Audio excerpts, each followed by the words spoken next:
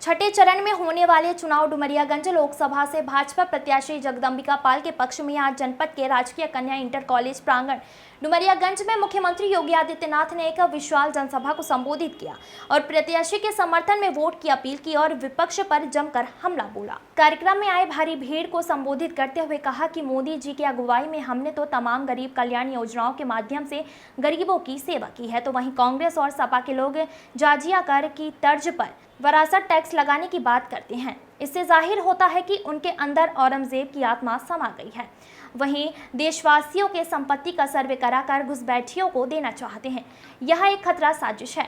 आज लोग जाति की बात करते हैं, जबकि हमने सभी को सम्मान दिया है, जिसका उदाहरण जिले में बना मेडिकल कॉलेज है। हमने प्रदेश के माफियाओं को उल्टा लटकाकर उनका जीना मुहाल किया। ऐसे में माफिया इनके प्रत्याशी हैं, जिसको गोरखपुर की जनता ने लात मार कर भगा दिया। सिद्धार्थनगर में उसे पनपने नहीं देना है। यदि यह पनप गए तो गरीबों की संपत्ति हड़पेंगे। सपा और माफिया का हमेशा चोली दामन का साथ रहा है। जबकि सपा की सरकार थी तब सपाई गुंडे गरीबों का खून चूसते थे। उनकी संवेदना गरीब के साथ नहीं है, बल्कि माफियाओं के साथ है। प्रदेश का एक माफिया मरा तो तमाम मनाने चले गए। हमें मौका मिला तो हमने करके दिखाया। रामलला को मंदिर में विराजमान किया। देश और प्रदेश को विकास की गति दी। अब विकसित बनाने का लक्ष्य है। आज पूरे विश्व में भारत का परचम लहरा रहा है। और अब की बार तो 400 पार के मुद्दे को लेकर के, नारे को लेकर के तो समाजवादी पार्टी चारों खाने चित हो जाती है। भाइयों, ये 400 पार की जब बात होती है तो समाजवादी पार्टी को कुल 63 सीट पे चुनाव लड़ रही है और 63 सीटों पर भी इनकी जमानतें जब्त हो रही है। और इसीलिए कांग्रेस और समाजवादी पार्टी का जो इंडी गठबंधन है, इन्होंने अभी से षड्यंत्र करने प्रारंभ कर दिए। गुमराह करना, लोगों को गुमराह करना, झूठ बोलना। ये जो दो लड़कों की जोड़ी है, जब इनके सामने जनता जनार्दन नहीं आ रही है सुनने के लिए, तो ये लोग अब झूठ और अफवाह का सहारा ले रहे हैं। झूठ और अफवाह के अलावा इनके पास कोई दूसरा मुद्दा नहीं, क्योंकि जनता भी जानती है कि समाजवादी पार्टी और माफिया का तो चोली दामन का संबंध है। दोनों को एक दूसरे से लग करके देखा ही नहीं जा सकता। प्रदेश का हर माफिया वह समाजवादी पार्टी के साथ संबंध रखता है। समाजवादी पार्टी की उसके साथ संवेदना होती है। ये समाजवादी पार्टी की संवेदना गांव के लिए नहीं, गरीब के लिए नहीं, दलित के लिए नहीं है, समाज के किसी भी तबके के लिए नहीं है, बेटी और व्यापारी की सुरक्षा के लिए नहीं है। इनकी संवेदना तो माफिया के प्रति है और इसलिए माफिया के प्रति इनकी संवेदना को देखते हुए जनता जनार्दन इनको पूरी तरह खारिज कर चुकी है।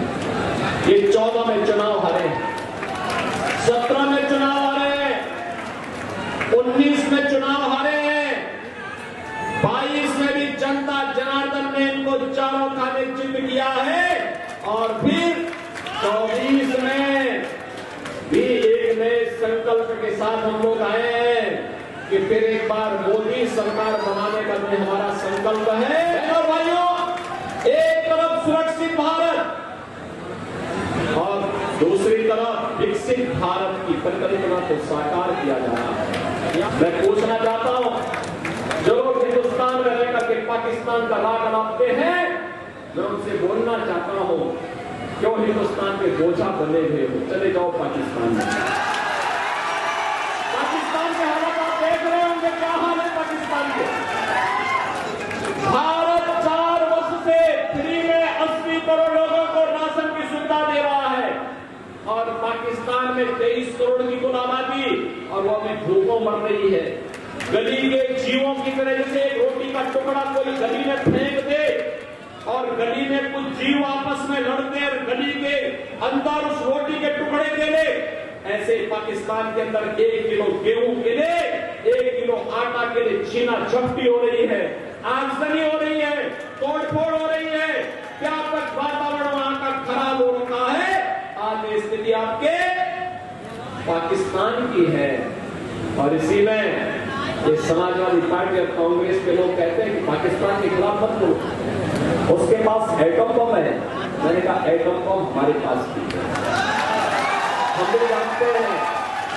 हम भी जानते हैं पाकिस्तान तो उस दुस्साहस किया नहीं कि उसका अस्तित्व ही समाप्त हो जाएगा अगर उसने भारत के खिलाफ कोई दुस्साहस किया तो।